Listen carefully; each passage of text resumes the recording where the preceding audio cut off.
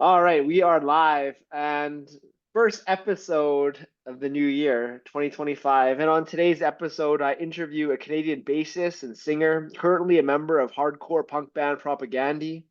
Along with his band, he lives a vegan lifestyle and supports animal rights. He's a lover of art, whether that be drawing, painting, and music. He's also a Brazilian Jiu-Jitsu black belt, making the most of his life while he's here. Welcome to the winner circle, Todd Kowalski. Right on. Thanks, Derek. So, Yeah. Todd, I've known you for a long time. When I Yeah. was just starting jiu-jitsu, which is probably, I don't know, like well over 15 years ago. I started in 2007. Holy smokes. I first met you, and I always really admired like the way you carried yourself in the gym and just treating everyone just with such kindness. And I'm excited to explore your journey beyond the jujitsu mats and get to know a bit more of your story with art, music, animal rights, veganism. And the first question I start every conversation with is, Todd, what do you love about your personal world right now? There's so much going on in the external world, but what do you love about your own world? Uh, I guess you have my partner, my cats, like kind of first and foremost almost. And then you got my little house here. It's not that big, just kind of in the West End, but sun comes shining in. I like that. I like drawing every day, playing music. Yeah, we just recorded a record, so I'm kind of happy to have worked so hard, and then yeah, I'm happy to go to kickboxing still and still be able to, at the age of 51. That's how old I am now. And then yeah, to just still have the ability to do basically all the things that I still like, like my ears of course ring and my body hurts, but for the most part, I'm still staying the path. Beautiful. So what's this new album? When did you record it and when is it coming out? And is that with Propagandhi? It is, yeah. We just finished recording it like right before Christmas. Like we handed it in, I guess, a week before Christmas. So it's like 13 songs. So we worked mega hard on it. Mhm. Uh, yeah, we recorded it in two little segments too. So it feels like it took forever because we recorded one segment and then kept practicing until the next segment. So uh, Yeah. yeah, and I guess it doesn't have a concrete release date yet. So I just got to keep it under wraps. It's like part of the Yeah. game. The mystique, the Yeah, mystery. yeah, yeah, yeah. You guys do have a European tour coming up, I saw in May 2025, which you'll be visiting Italy, Switzerland, Slovenia, Austria, Germany, Netherlands. So I'm sure you'll play a lot of the songs on that tour. Yeah, for sure. Yeah. And then after that, you'll be back in Canada with a few shows. And I'm sure you guys will be touring all across the world with your new album. So that's exciting. Yeah, for sure. Yeah, which kind of those are the ones that are set so far, and the rest are in just the planning stage. So we'll see where I'm headed. hmm Another question I ask all guests at the start of the conversation, just so people get a better idea who they are, is pertains to your personal mission, their personal mission. So, like, you wear a lot of hats. Like, you're a martial artist, you're a musician, you're an artist, you're an animal rights activist, um, many hats. So, through all the roles you play, what would you say is like your mission that guides you in what you do? I guess my like mission for myself is like you say, try to be nice to people uh, and be sort of helpful to the world and kind of bring some creativity and ideas and perhaps uh, everyone has their unique way of seeing things, so just try to stay true to yourself and bring what you want to see to the world, or what you want to hear or how you want to treat people. I think that's Yeah, you definitely lead by example there. thanks. Um, so I'm so curious. Like I don't know much about you as a musician. I know you as a martial artist and someone Right. that I train with at the gym. I'd love to hear more of your origin story to music. You played in many bands before you got to Propagandhi. But yeah, let's just kind of delve into the beginning, the origin story of you as a musician, Todd. Yeah, well, I guess it mostly started like my family's not musical at all. No one in my family plays music on either my mom or dad's side. But I lived across the alley from my friend Chris, who started playing ukulele when he was like 2 or something. I just saw a picture of him playing a guitar when he was 3, and I know he played ukulele before guitar, So I remember him doing that. So uh, yeah, he kind of him and his dad sort of got me into music, and I was like, I wasn't mega into it. Like I was more, I don't even know if they got me into it, but seeing them showed me that it was possible, probably. But I really got into it when I heard Kiss when I was a little kid. And like just the mix of the theatrics and the music is so much more bombastic and crazier than anything I ever heard before. So just kind of like instantly appealed to my art sense, my music sense, my sense of excitement and energy, like kind of the same thing you get from martial arts, just all this energy all in one place. And I was like, like, yeah, I love that. That's what I like.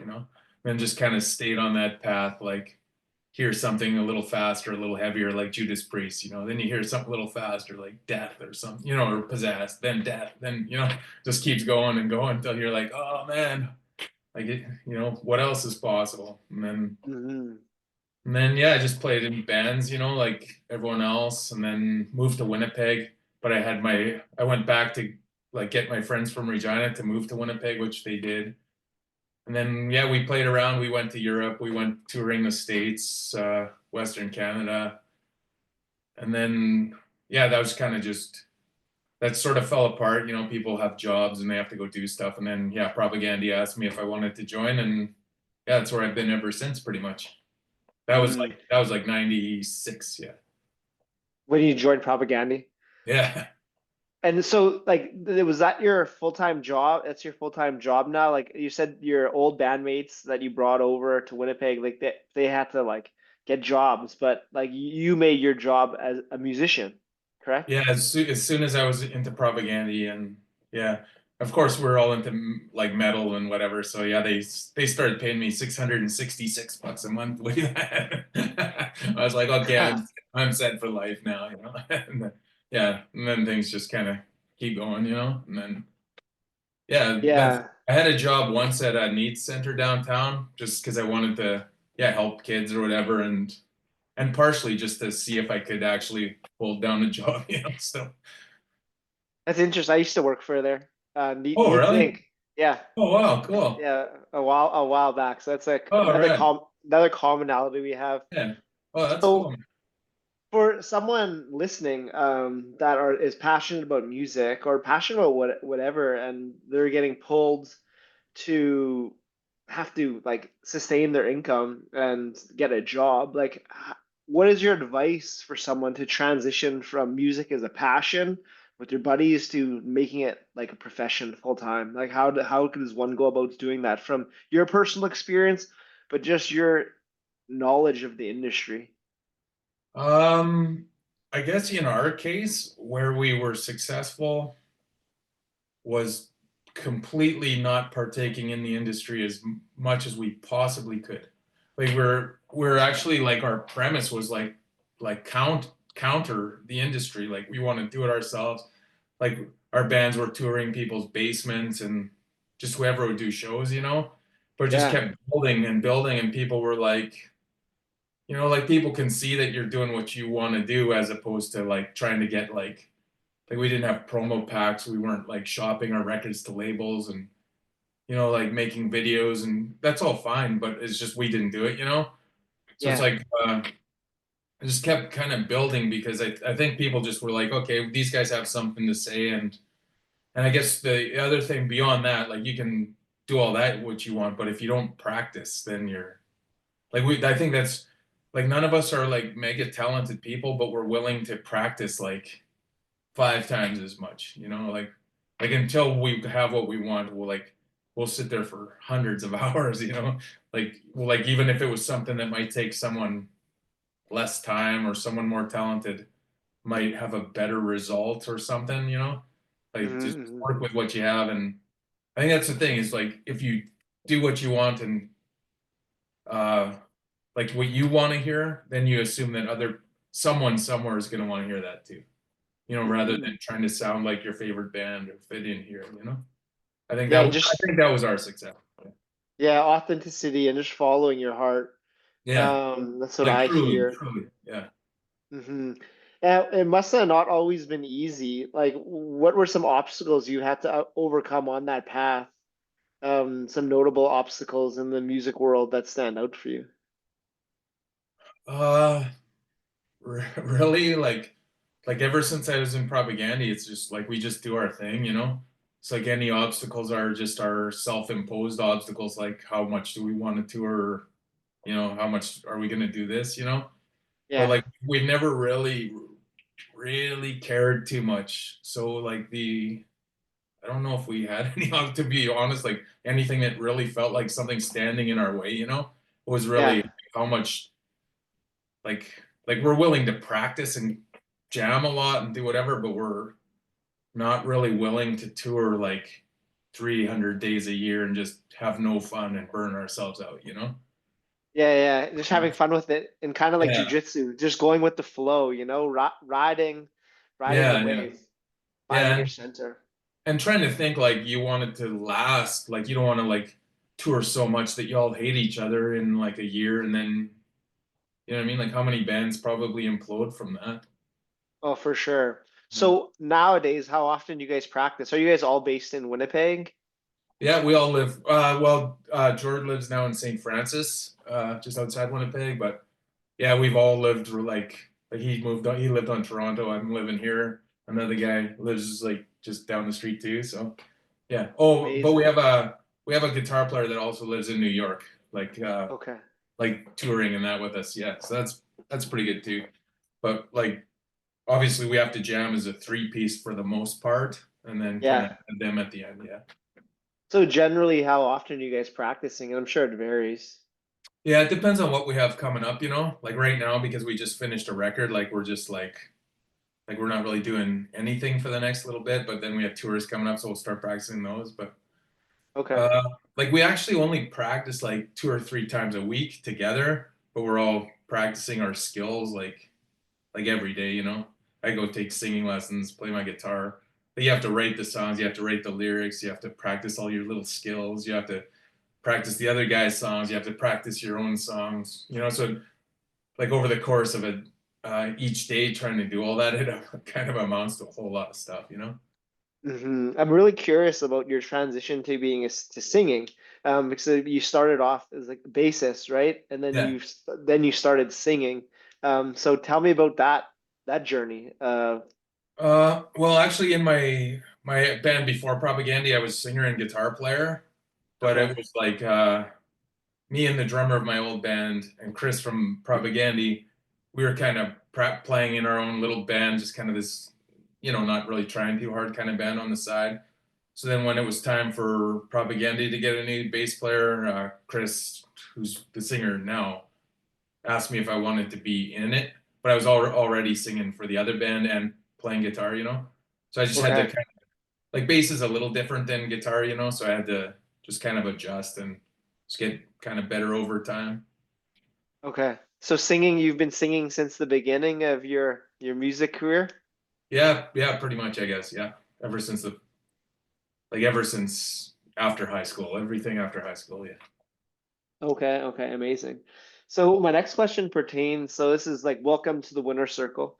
These are these conversations called, and to me, like being a winner is like embracing and just fully absorbing yourself in the process, like dissolving in the now in the process rather than being destination orientated. Yeah, yeah, So often people are like really the focus of a lot of society is like when I get this job or when I get this career or when I get this relationship, when I get this car, I'll be happy.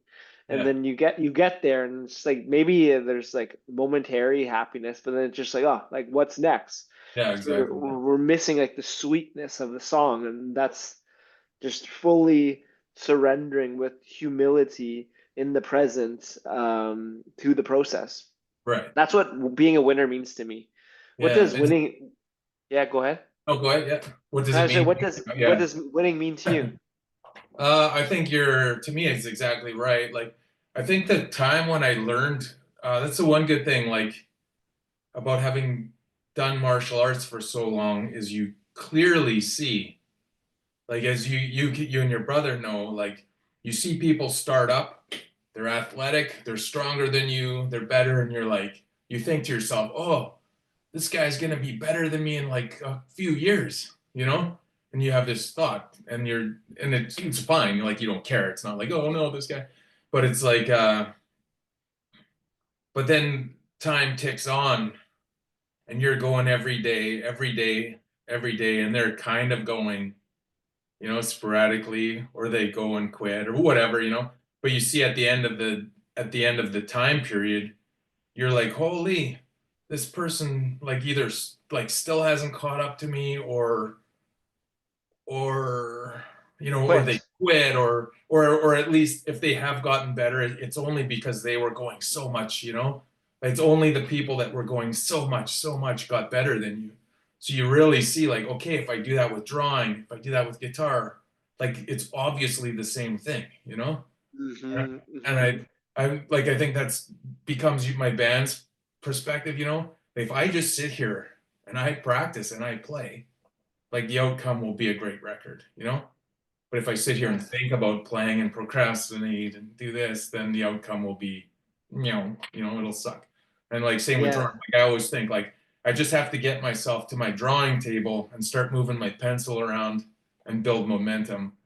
But if I sit there and think like, oh, I can't draw today, it's gonna suck, everyone else is better, then it's like that becomes the reality for you, I guess. There's like a Miyoto Musashi quote, and I don't know it word for word, but like when you learn to find mastery in one thing, you're able to find mastery in other things because you know like the work it took Right. to get there. Yeah, I feel like Yeah, and I feel like you've done that, and it started with music and martial arts, and it has expanded to art and drawing. So when did that piece, like what you shared on your Instagram, Todd Kowalski underscore art, there's just like such cool and creative art okay. on there. So yeah, when did that become aspect of your being, your passion for art, or did the art, the martial arts, it all just happen together? No, I'd say the drawing was the one thing that I was like most natural at. Like my dad was a good drawer and he painted, and so he'd draw me. He'd come home from work, with comics, or like I'd always ask him to draw me little army figures, and he'd draw them so fast and just like so exciting, and he'd always have a story with them. And yeah, just kind of like I have no bad experiences with drawing and art, because like my dad drank a little too much and whatever, but whenever it came to art, he was so positive towards me, and like, you know what I mean? I draw something even no matter what it looked like. You got to sign your name and the date, and for the future. Like so I did. So like I think that was like the most natural thing. Like I started jujitsu like not till I was like 26 or something. So even though I've done it a long time, like I'm 51, so it's like it becomes a long time. But I kind of actually got into it late, Wow. which is kind of odd because your personality is already sort of developed as opposed to like a kid who got into it. Maybe you can Yeah. speak to that too, I guess. I'm not sure. Yeah, I got started around the same age you did. Like Yeah, there you go. 25, 26. Yeah. Yeah, so it's kind of an interesting journey in that way too. So yeah, I'd say music is probably where I would be actually least. I feel like the least talented. Or nah, probably jujitsu and drawing. Yeah, it's just both. Or no, I think sorry, you're I mean just, jujitsu and music would be where I would be least no, actually I think you're talented. talented in everything. Um, Okay. so with your art, is it just for passion or do you sell your art? Yeah, where's that? Where's that at?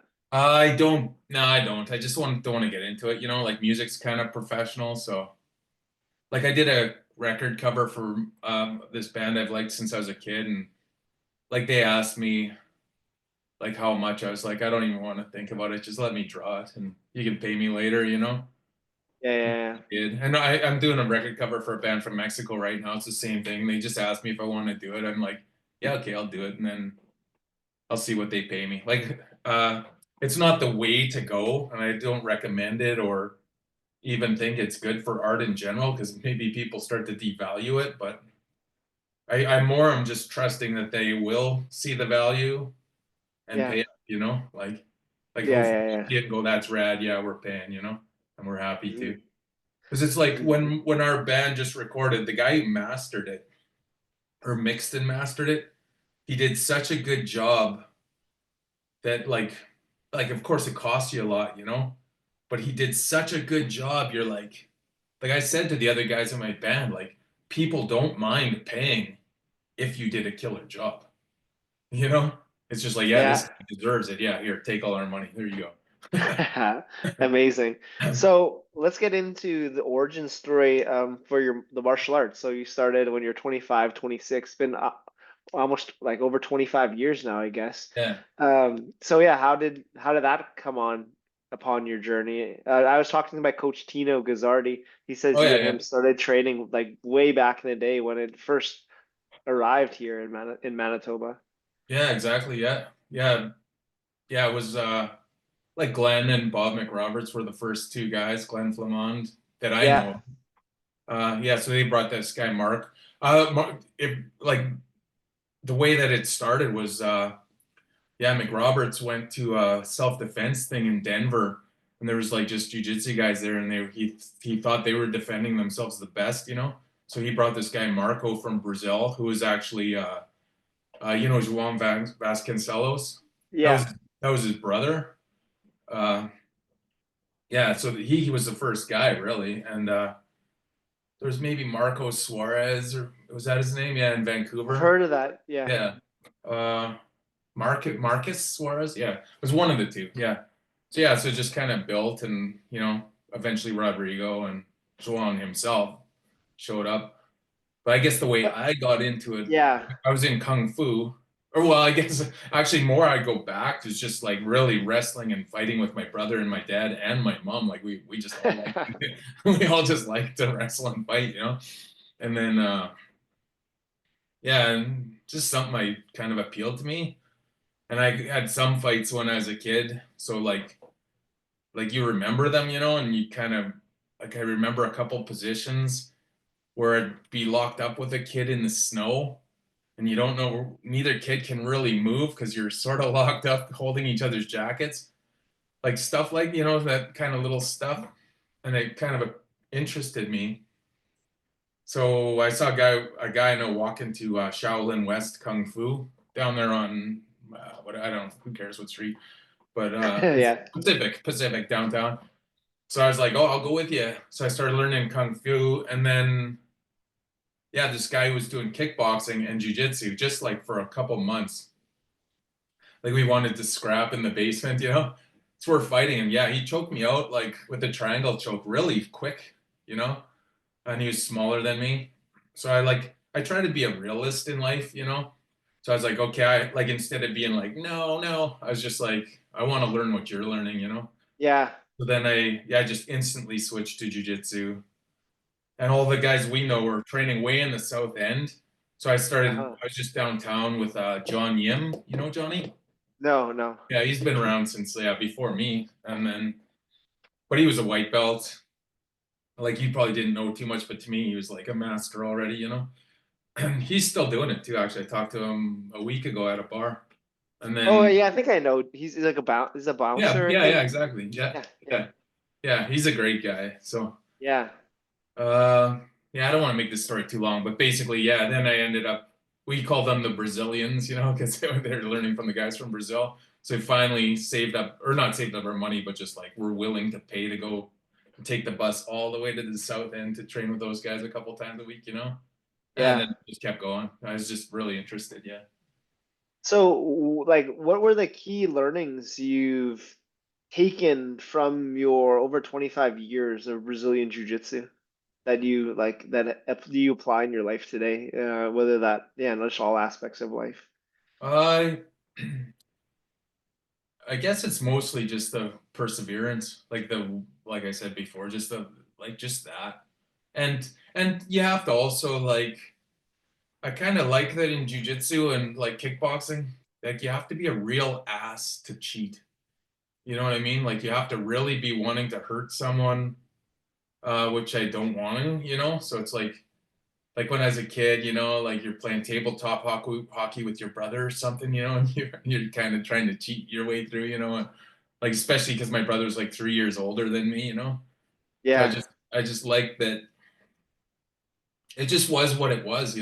Like there's like anyone can talk, like you can, wear your tap out too, can show up in your truck with your, whatever. That's kind of a stereotype, but you know what I mean? Like you can have as much muscles as you want, or as many muscles, I suppose, and none of it matters, you know?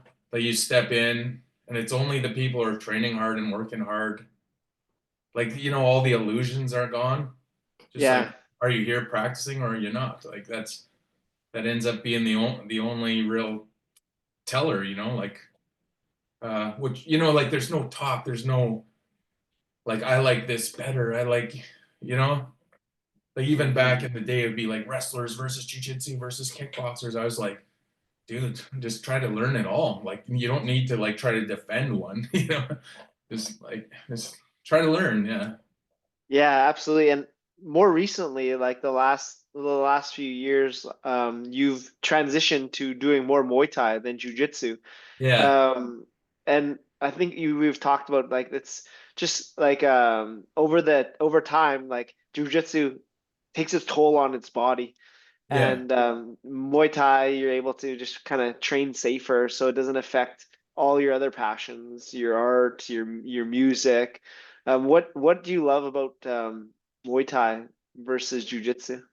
Uh I guess I like moving a little more than uh like you can move in jujitsu, but I don't know. I kind of got tired of like letting people choke me and letting people do an arm bars and like just the just the whole thing. Spine, spine getting Yeah, crushed. and my back. I had to have a hernia surgery because like all those guys were so big. Rodrigo, Lance. It's like Yeah, fighting yeah, every day. I was just like literally destroyed my body in a way. I takes like its cracked toll. both my ribs. My knees were sore. My toes. I still have arthritis in my toes. My Yeah, yeah, shoulders. Like one sticks up, and it's like you know what I mean? Just after a while, it's like, and the club kind of split at that time. So I was like yeah, super injured, and half the guys went this way, half the guys went that way.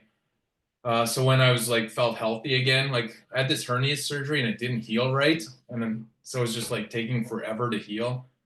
yeah, And then like I have boxing, Orioles boxing right down the street from me. So I was just like, oh, I'll just start boxing first. yeah, And I just found it so much fun. But then one day yeah, the coach or something never showed up, and I felt like really doing it, like really participating that day. So I just like drove my bike way down to Garbage Hill down there where Dave was, and I was like, I just signed up. I was like, okay, and I felt like kicking, and you know what I mean, just being a little closer to more stuff, uh, more yeah. more tools. Yeah. And that's where I train too. And that's like for people in Winnipeg, that's Dave Zaninga, his gym, Dave's gym, and 850 Aaron Street. And I highly recommend it. And I'm sure you do as well. Oh yeah, it's fun, man. And especially now, there's like James. He fights in Yeah, he's Thailand. great. Alex, he's from Ukraine, and yeah, he's a fighter and awesome coach. And there's Dave. I like being there. I've like now we have all kinds of friends. I see Tino. Like if I wasn't there, when would I ever see Tino? You know what I mean? Yeah, great group of guys there. Yeah. Um, so many things that you've accomplished in your hero's journey thus far. What would you say are some of the biggest accomplishments you're most proud of? And that could be in music, martial arts, art, your relationships. I don't know. What are some of your biggest wins in quotations there? What are some of your biggest wins that you're Uh, most proud of? yeah. I guess my biggest wins. Yeah, it depends on how you look at it. Obviously a win would be getting my partner. She's awesome. A win would be looking down, like when I saw my cat, in the place, the not the humane. Well, I got ones from the humane society, but I remember looking down at this cat, just saying, "You are my son," and then just taking him like this guy, those are Yeah, wins for me. Both them, the fact that my mom doesn't hate me and All those are kind of wins. Uh, yeah, the records I've made, with music, all of them, like, Hmm. Hmm. yeah, like I'm actually not ashamed of any of them, which is surprising. Just because I know I was sincere, like some are better Yeah. than others, obviously. And then, just the daily successes of like certain drawings, and then another success, like you're saying, is like being vegan, for so long, trying not to hurt animals and all that for so long. And me, I guess getting a black belt in jiu-jitsu, even though like to me the belts were like absolutely meaningless for my interest, Like I actually felt Yeah. like belts were for my personality,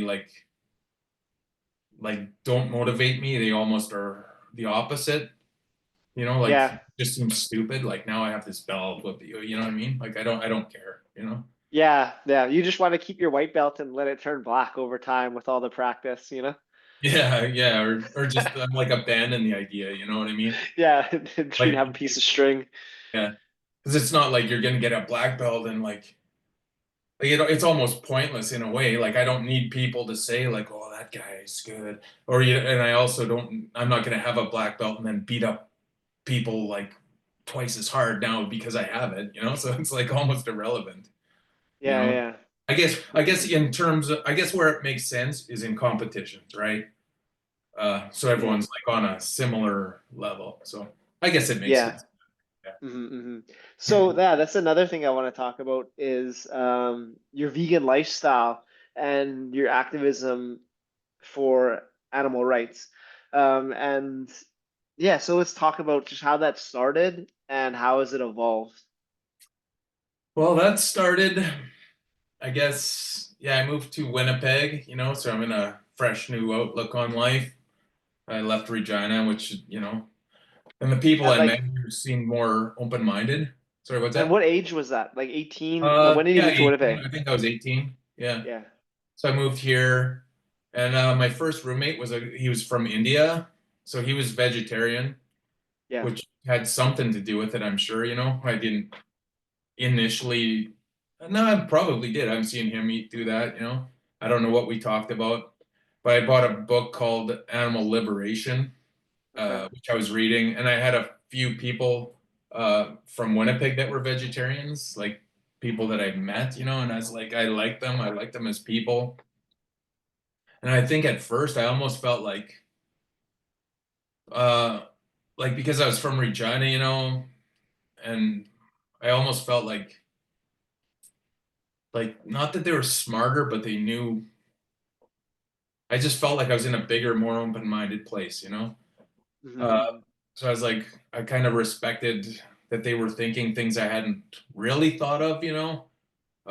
Like maybe heard little snippets of, like here and there throughout your life, but not much. And then yeah, I was at university and I was walking past the agriculture section, and I could hear these cows like just moaning and crying. And I was like, "What's going on?" And I looked through the fence, and there was like cows with holes cut in them with plugs, so like the agriculture students could stick their hand in and feel their stomachs or whatever. Oh, I wow. think, I think all that mixed together for me was just like I'm out. Like Yeah. I can cook my own stuff. I didn't go to restaurants. I'm just some kid. Like you're not. I didn't feel like I was missing out. Like all I had to do was just, you know what I mean? Just buy this stuff instead of that stuff. And I think sometimes it grossed me out anyway. Like when you're a kid, you're eating a steak, suddenly it's stuck in your throat, and you're like, oh, and then you have a stomach ache and just the whole thing. Or you see your mom doing something, there's like blood on the plate, and you're just like, dude, Oh, this yeah. is gross. And most of the meat like available these days are like pumped full of antibiotics, like animals that live like horrible lives, and like you're eating the meat at restaurants or meat like on the film set, and like they're buying the cheapest meat because like they're trying to make profit. So like Yeah, businesses and companies and like pretty much everywhere you're buying meat, they're trying to like maximize profits. So they're giving right. you like the cheapest, worst stuff. And so that's what made me stop eating meat. Yeah. Um, Yeah, I know what you mean. Yeah. If I think back, like most of my dad and that would hunt, so we'd have a deer carcass hanging in the garage. Oh Just yeah. kind of stinks and it's gross and you feel sorry for it. I'd go in and pet it, while it's hanging there. Yeah. Little things, like I used to shoot my BB gun all over the place, and like one time I shot this like kind of field mouse, but didn't kill it, and I just felt so Yeah. bad. I was petting it in pity, and it didn't bite me, it didn't run away. I think it was probably almost dead. I just Yeah. remember Yeah. Yeah. looking at it, and while I was petting it, I was just like, oh, what have I done, man? Hmm. So how do you stand for animal rights? Like you have a pretty big platform from your music. Like what kind of activism do you do? Like are you involved with just to kind of promote animal rights? Yeah, well, for the last quite a long time, I haven't been doing too much active stuff, Mm, like every now and then, not very often. I would say I'd go to something for Manitoba Animal Save, a yeah. protest or buy something off them or something. But so mostly it's just our band promoting it and doing it myself. Like our band, we have songs about various things and we're just constantly trying to promote it. There's always people with tables at our shows. They'll ask us can we come to your show and put up a table about something? We're like, yeah, sure. Yeah, But that's huge. as far as being active, yeah, I haven't done too much to be able to say, I'm an activist, but But I feel even just like your whole band being vegan, that's like making a statement. And I really commend that. oh, thanks. Yeah. Yeah, it's part of who our band is, I think, and what we're known for. Yeah. It's interesting. And it's like I don't know. I think like the general public would like I don't know. Maybe it's like a stereotype. We're talking about stereotypes before that like a vegan like you'd think they'd be playing like some very soft Oh, yeah, yeah. like a bunch of emos, it's like I don't know. But you Yeah. guys are like a hardcore punk band. So I think that's really cool and goes against type and showing that like vegans can be anyone, vegans should be, Yeah, I actually anyone saw can. today. I think it's the bass player of the death metal band Cannibal Corpse. I saw something today that he's been a vegetarian for the last 10 years. I thought that's kind of funny. No, I love it because it shows people like yeah like being a man has nothing to do with eating meat like like shooting Yeah, guns eating meat like yeah, it's not this they're not this like doesn't relate. yeah. Um Exactly. Couldn't put it better, really. Yeah. yeah, so you also love cats and I didn't know about this until researching for this interview. So tell me like how many cats do you have? I just got two. Yeah, Ronald and Willie. They're your sons, they're your boys.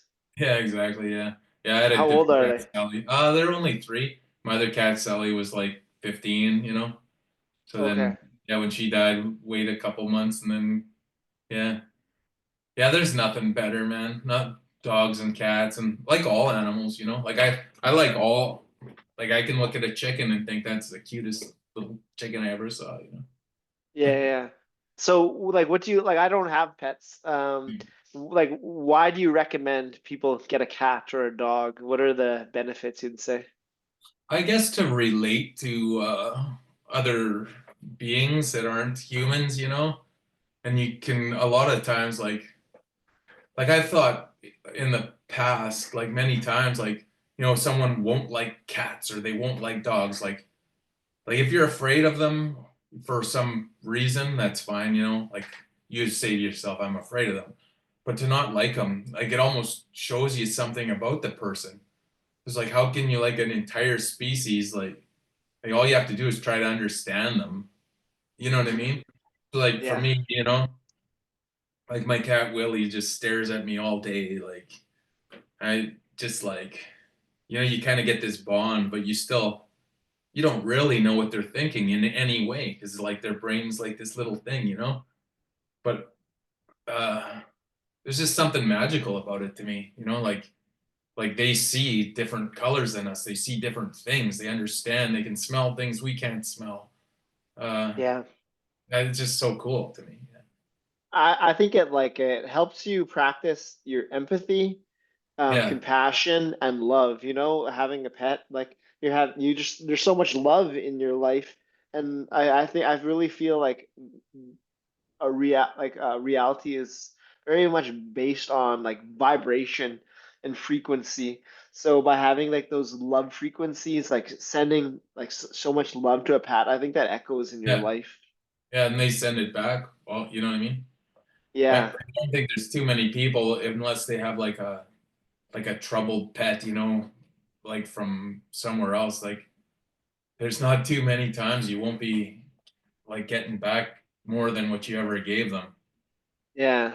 It's that like, unconditional love that a pet gives you. Yeah, exactly. And you know, even if they did find someone they like better or whatever, it's like Yeah, go for don't take it it, man. personally. You're still the best. I don't, you know. Yeah, yeah, yeah, for sure. So you mentioned fear, like it's just people being afraid of pets, but I'm just gonna concentrate on the fear. Yeah. Um, what role has like fear played on your journey with music, martial arts, art, just showing up authentically? Because yeah, fear gets in the way of a lot of people from accomplishing like their Yeah. dreams. How have you dealt with fear and how have you made it an ally? What have you learned about fear? Yeah, I guess, you know, there's a lot to fear in a way, you know, it's a crazy world, you know, you're like we've had all kinds of crazy stuff happen at our shows, you know, like anytime you step out into the world, especially back in the day where you're just showing up at random houses in the middle of like, you know, the deep south with our with our little message, you know, and for some Yeah, reason like we're determined with our ideas, you know. So like there was times things get a little hairy for you and whatever. You know, all that you kind of face it when you're young. And martial arts, you know, you show up especially on those Sundays where we're just scrapping like crazy, you know.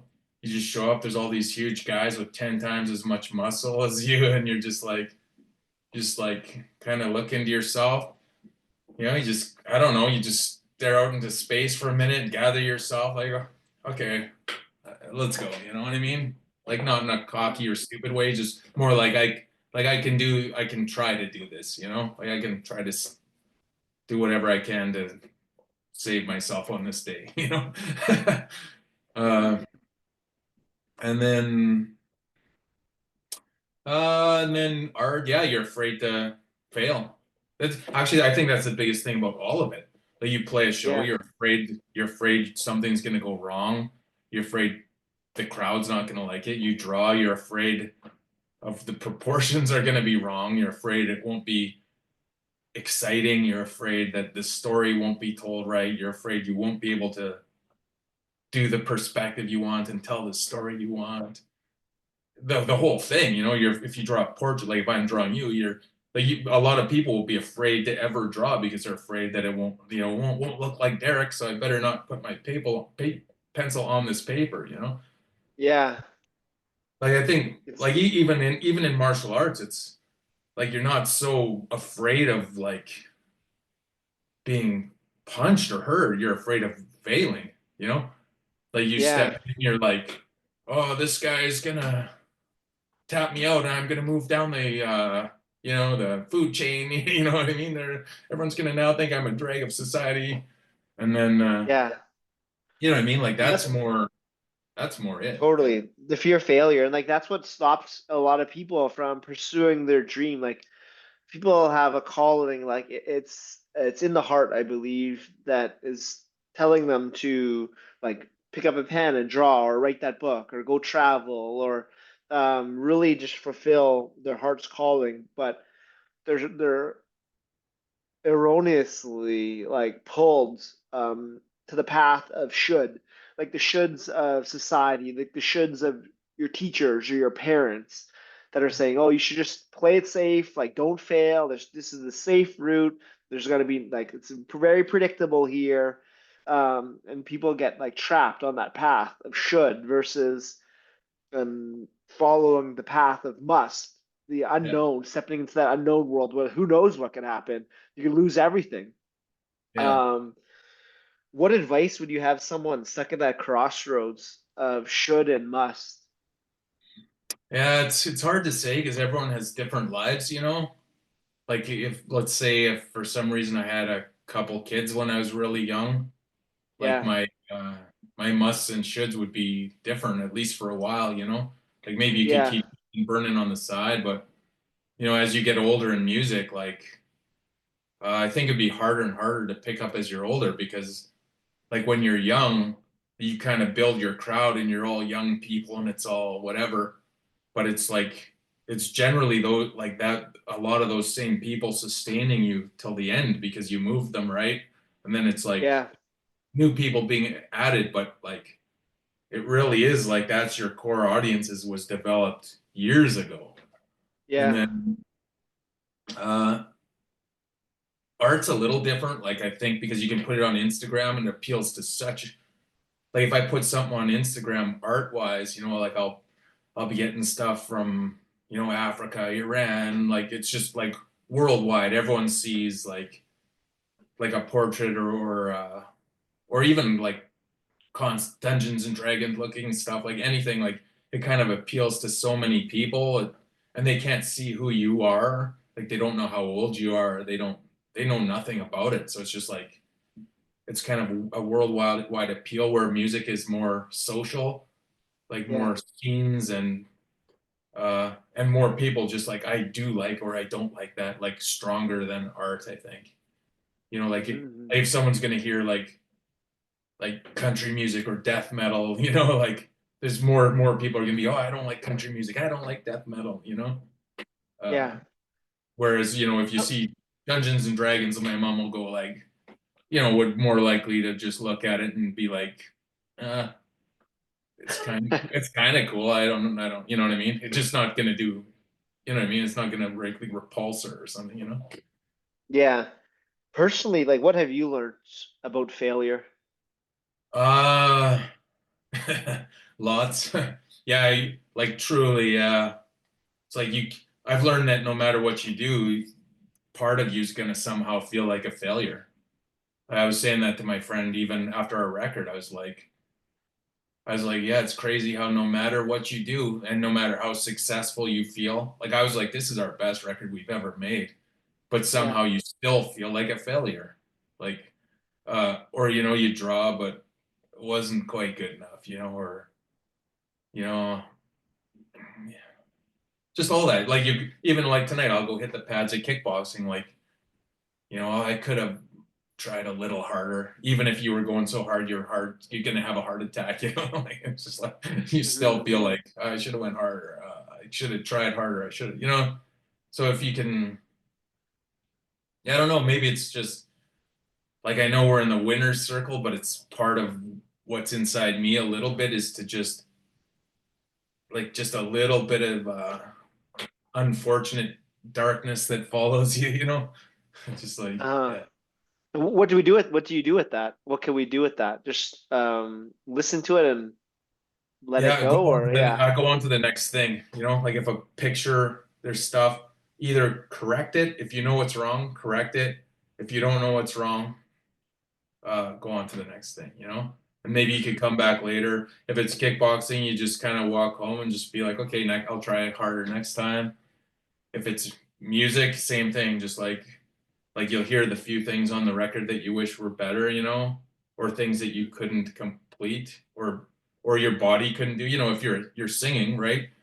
It's like there's your mind and then there's reality. So it's like, mhm, uh, yeah, I mean, like everyone makes songs, but what you're hearing isn't necessarily what they want. You're just hearing the best that they can do. You know what I mean? So yeah, like you'll yeah, hear like just anything. Like it's the same with the drawing. Like you're not seeing what was in the person's mind. You're seeing the best that they could translate it. hmm, Like you always look at music and be like, that song, that's what that person wanted, and that they just went out and did it and achieved it. It's very Yeah. self. Mhm.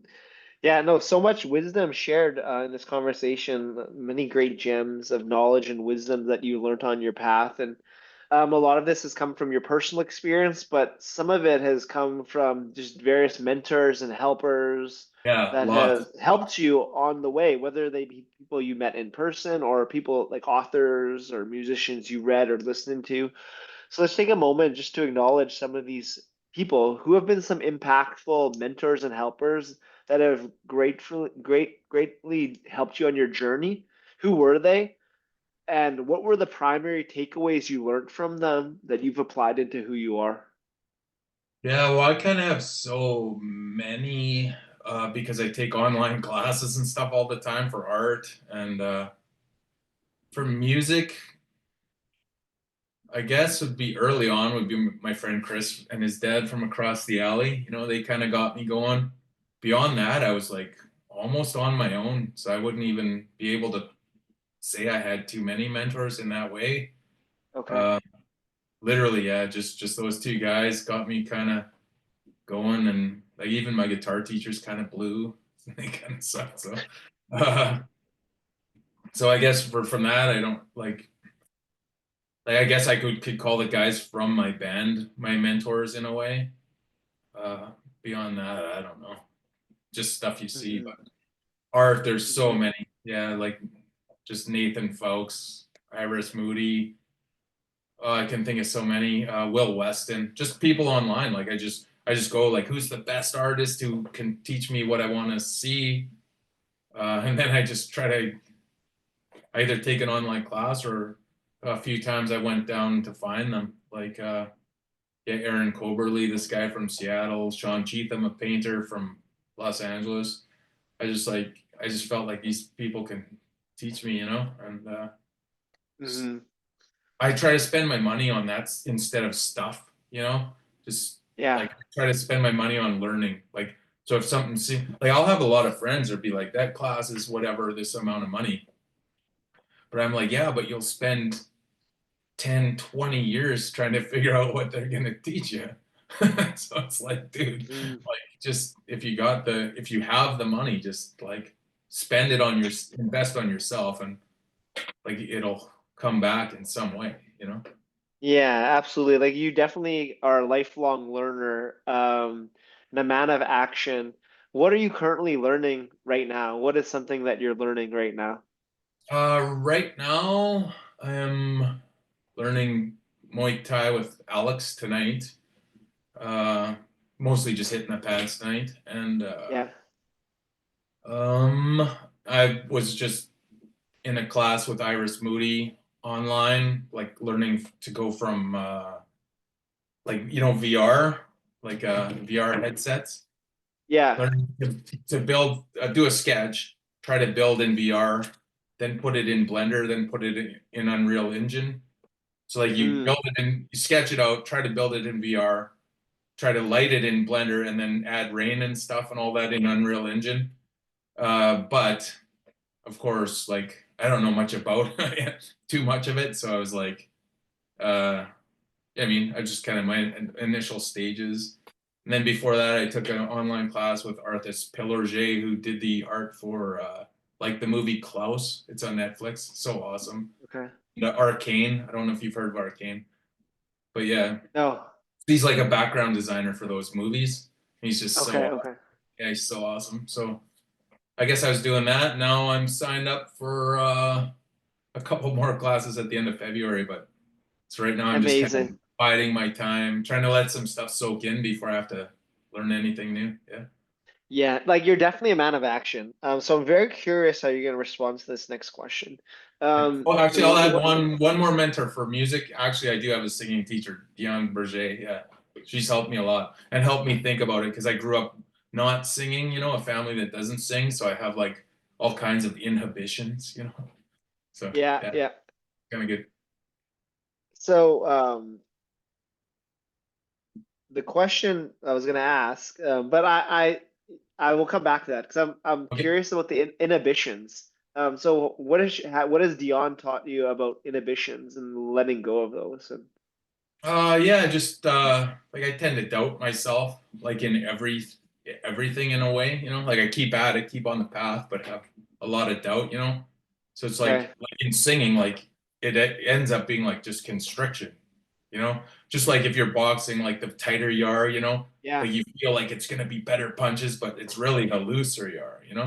It's like more the same relaxed. thing, like how do I sing it as relaxed and natural as possible without like constricting and thinking too much. Like you could be reading the page, like following the notes, and so you're chopping them all up. Like just kind Uh, of all types of things. But like just trying to get over just something that's like fearful to you, is like people laughing at saying you suck at singing. Like that's failure. yeah, like that's kind of how my family was. If anyone like we wouldn't even like peep out like any type of singing, because it's like everyone else is gonna laugh at you. So Yeah. I think it's just like reshifting your mindset to like all like failure again in quotation marks. It's all happening to you. It's yeah, all happening for your benefit. There's an opportunity in everything. And yeah, that's how I'd exactly. like to see it. Okay, And so I my question, yeah, go okay. ahead. No, go ahead. I was just gonna say sometimes it's like it's your limitations can lead to creativity, right? So if you have less notes available to you to sing, maybe you have to be more creative with what you have. Ooh, I love that. I love Yeah. that. That's a great one. Okay, so my question pertains to resistance. So author Stephen Pressfield, he describes resistance as that negative force in that world that prevents us, that keeps us from fulfilling our dreams. And so Uh, like this shows up in like not practicing, like not going to the gym, not playing practice, not getting on that sketching on your art, not drawing, not taking that course, staying in bed, sleeping in. It's that part within us, um, yeah, that keeps us small so that we don't fail. Because right. if we don't do it, we can never fail. So yeah, and it rears its head all the time because it's a part of our psyche trying to keep us safe. What have you learned about overcoming resistance, like that negative voice in your head that just tells you, "Yeah, just stay on the couch today." Like, yeah, don't go to practice. Yeah. I guess like periodically you do give into that stuff. You just kind of like there'll be times where I'm drawing. It's just like your mind, like there's some times where your mind can get so conflicted and cloudy that you just suddenly can't do it and have to step back. So maybe it's okay, like you don't really have to be like pushing yourself to like the limit of your potential at every minute of your life. Like sometimes you gotta like go for walks or sit there and watch some show or read your comics or whatever nonsense you're up Yeah, to. I uh love the yeah, so balance. Balance. yeah, exactly. It's like, and you see like obviously if I did one thing I'd be better at each one. But I often think like, no, I have too many. I like it all. So like, why would I want to stop drawing to be better at music? Like, who? No one in this world cares if I'm better at it or not. Same with drawing. Like when like a lot of times my mind's so confused because like I can wake up, I can practice singing, I can practice guitar, I can write my songs, I could draw in pen, I could draw in ink, I could draw cartoons, I could paint oil portraits, I could do Blender, I could do Unreal, and all this stuff that you got to learn. I could go in the VR, I could go look at some Muay Thai videos, see if I can soak in any knowledge, and eventually like if you let it, it can just be total chaos. But if you just do some of it, like as long as you're doing something of some sort, uh, then I think you're set. Like people you live a little longer than you think and a little shorter at the same time, maybe. But you know what I mean? So like let's say someone spends their life. It's just mad. I think it's just a point. Like, who cares how good you get at it all, really? You know what I mean? Just like do it. Who cares? Have fun. Have fun, Yeah, you know? exactly. Enjoy the process, which was where we started, enjoying the journey rather Yeah. than being so destination orientated. Yeah, and like Um, you think like people already like the next generation, most of them have already forgotten Michael Jackson and stuff, you know? It's like who's gonna remember us? Like I literally like you have to just say like I don't care in any way, in any way. yeah, yeah. No, I love that. And maybe that's going to be the answer to this next question. I close every episode with the final few questions, and we're there right now. And the first of these questions is through it all, through the highs and lows, that is this hero's journey. What has been the greatest life lesson you've learned on your path that you feel called in this moment to share with us? I would say just don't quit. That's that's the that's the only real thing I have to offer. Well, I have two things to offer. Try to be nice to people, not even for your own sake, just because it's better. You know what I mean? Uh, yeah, and don't quit. And you don't. And the other thing is, you don't have to like pretend to be anything. You know what I mean? Like you Mhm. said, like manliness or whatever doesn't come from being a hunter. Like all these things. Like you don't need any of this stuff. Like just you know what I mean? If you like the idea of getting better at fighting, go try to get better at fighting. If you like the idea of getting better at yoga, just go do better at yoga. Like it doesn't matter what other people are saying about yoga or what yoga they do or don't like. Like just go try to learn it. And Mhm. you don't really have to pick a style you like. Just like it doesn't matter. Like just because you're check out this style doesn't mean you're like betraying this style. Yeah, and most importantly, like you said, like be nice about it. Like be Yeah, loving kindness with all those you meet on the path, because yeah, we're all fighting some sort of a journey. We all battling some sort of inner resistance, and kindness is the key. yeah.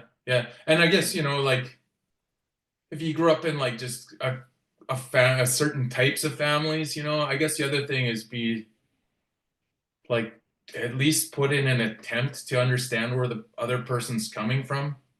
Hmm, hmm, Like you can kind of get a long way with that, like with people who you have vast differences with. hmm, To find that commonality and that understanding, that mutual understanding. Yeah, and yeah, I think that's it. I don't really. The more I talk now, the more stupid I'll sound. So maybe I'll cut it off while we're Oh, still in the winner's well, circle. well, this next question, you don't need many words. In three Okay. words, how would you describe the experience you're having on this earth? So just three separate words that would describe how you are experiencing reality in the shoes of Todd Kowalski. uh, complete idiocy always. Complete idiocy and always. Okay, I like that. Leave it at that. Yeah, I'll give you a Um, little. That's a little twist for the end here. yes. Final question. We examine your past, examine your present. Let's time travel into the Okay. future. We're going to come alongside an 85-year-old Todd. Who is that 85-year-old man? Where are you? Who are you surrounded by? What is the legacy you've left in your 85 years? And what are the predominant feelings in your body, in your spirit? Uh, well, I hope that your lifelong friends and all that. You hope they're still alive. I hope my partner's alive. I assume, well, how old am I? No, yeah, my kitties will be gone, so I guess I'll have memories of holding them. And I guess the feeling will be like part regret that you didn't do as much as you could, and part satisfied that I can look back and see that in a way I really did try. Uh, and I would like to leave the world thinking that it got better than it used to be, but it's really hard to think that, to believe that these days. Mhm. Uh, but I would like to think, like maybe I would like it as I'm dying to see like this glimmer of hope. Oh yeah, there's people are getting nicer and smarter. But the chances Amazing. of that being in the next 40 years after a entire Uh, humanity acting otherwise would be a little hard. well, I just invite you just to close your eyes, and I just would want you to Okay. try to step into that 85-year-old man. You're Yeah. surrounded by your friends, your partner is there, there's just Yeah. loved ones all around you. Yeah. You have your memories of your cats, but probably have new cats. You're partly satisfied and partly regretful, but you're filled with hope, and your legacy that you've left is you've left the world better than when you first arrived. So just sit in those feelings, just embody that 85-year-old man, and I'm going to bring you back to the present. And that 85-year-old man, he sends you a message to the Okay. current day Todd. What does he say to you? He says,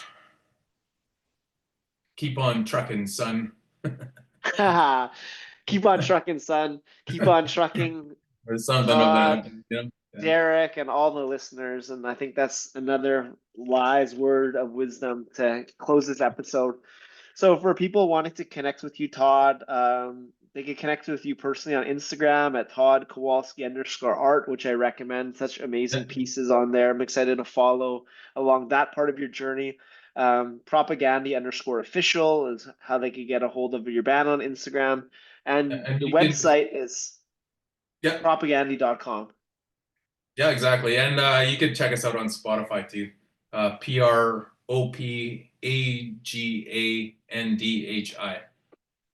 Yes, Yeah. and you have a new album coming out likely in 2025. You have a European tour in May 2025. All these amazing countries, playing with Pennywise, Comeback Kid, the Iron Roses, and Dead Pioneers, Yeah. plus some shows in Canada to come. And so just stay Yeah, for connected.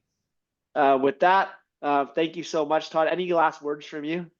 No, just thanks, and yeah, I'll appreciate it. Nice talking to you. You know, it's this kind of thing you see someone all the time, but you never really know what makes the other people tick, really, you know what I mean? And then yeah, so I appreciate it. Nice talking to you, and I wish you all the best.